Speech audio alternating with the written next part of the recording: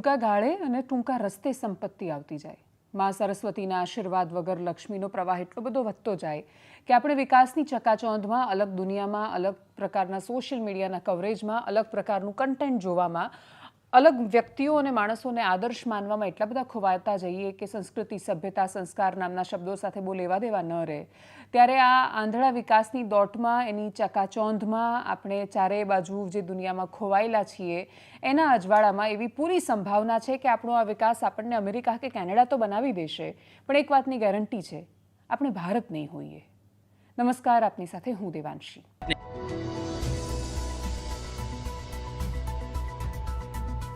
આપણે ભારત કેમ નહીં હોઈએ એના બહુ જ બધા કારણ છે. એડલ્ટરી એટલે કે વ્યભિચાર એ દુનિયામાં આજે ઊભો થયેલો સવાલ નથી કે ભારતમાં નવી નવાઈની ઊભી થયેલી સમસ્યા નથી. એવું નથી કે ભૂતકાળમાં આ પ્રકારની ઘટનાઓ સામે નહોતી આવતી ને અચાનક જ આવી ઘટના સામે આવી છે એટલે સમાજે ચિંતા કરવાની જરૂર છે. પણ હા, એના આંકડા જોતા, એના પર થયેલા રિસર્ચ જોતા, સર્વેના તારણો જોતા હવે એ સમજવાની જરૂર છે કે આ સ્થિતિ આપણને એવી ગૂંગળામણ બાજુ લઈ જઈ રહી છે કે જ્યાં ના માણસો અમેરિકા બની રહ્યા છે કે ન માણસો ભારત બની રહ્યા છે, અને એના વચ્ચેના ઓઢવમાં આપણે ગુનાખોરીની દુનિયામાં ધકેલાઈ રહ્યા છે. બે ઘટનાની મુખ્યત્વે વાત કરવી છે. ભાવનગરના એસીએફ શૈલેષ ખાંભલાએ કરેલા પોતાના પત્ની અને બાળકોની હત્યાની. એક વ્યક્તિ અધિકારી તરીકેનું જીવન છે, સરસ મજાની નોકરી છે, પત્ની છે, બે બાળકો છે, એક દીકરો અને એક દીકરી, એટલે હમ દો હમારે દો પ્રકારની જે કાલ્પનિક આદર્શ પરિવારની વ્યાખ્યા હોય એ બધી જ વ્યાખ્યામાં ફિટ થાય એ પ્રકારનું એનું જીવન છે. રબારી સમાજમાંથી આવે છે, સામાજિક રીતે પણ બાકીનો મેળ જોતાને જે રીતે આખો સમાજ પડખે ઊભો રહ્યો હતો શરૂઆતના દિવસોમાં, એ બધું જોતાં ક્યાંય કશું આપણને દૂરથી એવું ન લાગે કે કોઈ સમસ્યા હશે, પણ દરેક વખતે દૂરથી દેખાય એ બધું સાચું નથી હોતું. શૈલેષ ખાંભલાને એના જે પ્રાઇમા ફેસી જે રિપોર્ટ આવ્યો કહી રહ્યા છે કે એમના જેટલા પણ પોસ્ટિંગ રહ્યા એ દરમિયાન એમને કોઈને ને કોઈની સાથે અફેર રહ્યું, અને એમના એ સંબંધોના કારણે હવે એ પતિ અને પત્ની વચ્ચે એટલી બધી સમસ્યાઓ વકરી કે એના પછી 2022 પછી એ ગીરમાં ફરજ દરમિયાન ગીરમાં જ વન વિભાગમાં કામ કરતા એક મહિલા કર્મચારીના સંપર્કમાં આવ્યા. એ બંનેની વચ્ચે પ્રેમ સંબંધ વિકસ્યો અને એ બંનેના સંબંધના કારણે સતત ગુંગળામણ અનુભવતા શૈલેષે પત્નીને છૂટાછેડા આપવાનું ન વિચાર્યું. પત્નીથી છૂટા થવાનું કે કોઈ પણ રીતે સમજાવીને અલગ થવાનો રસ્તો ન વિચાર્યો. એણે સીધું જ હત્યાનો પ્લાનિંગ કરી નાખ્યો. એસીએફ શૈલેષ ખાંભલાએ પોતાની સગી પત્ની અને પોતાના સગ્ગા બે બાળકોને પોતાના જ ઘરની બહાર મારીને દાટી દીધા.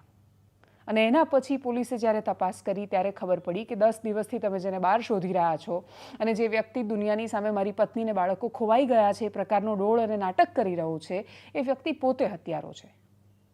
પોલીસે એને જ્યારે ઝડપ્યો અને પછી એનું કારણ શું, હત્યા પાછળનો મોટિવ, ઇરાદો શું એ જાણવાનો પ્રયત્ન કર્યો તો ખબર પડી કે એને કોઈ બીજાની સાથે પ્રેમ હતો.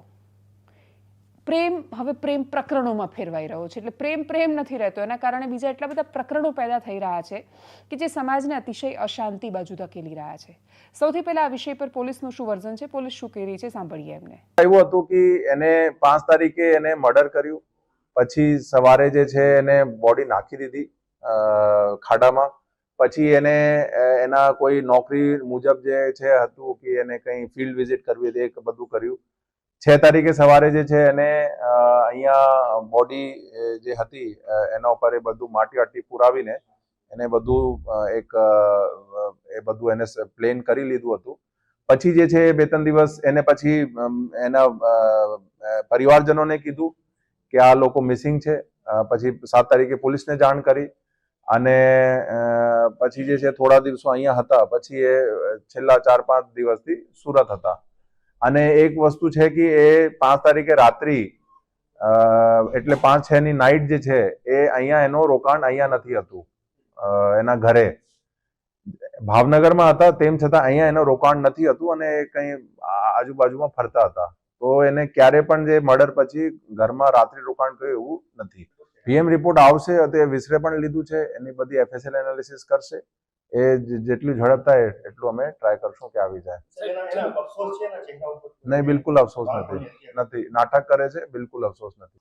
એને એમ પોલીસે કહ્યું કે એ જે છોકરી છે એની તપાસ કરવામાં આવશે અને પછી આખી આ ઘટનામાં શૈલેષ ખાંભલા કરતાં વધારે દોષિત એ પેલી એક ત્રીજી મહિલા છે એ રીતે એને આખી આ વાતને પ્રસ્થાપિત કરવાની કોશિશ થઈ.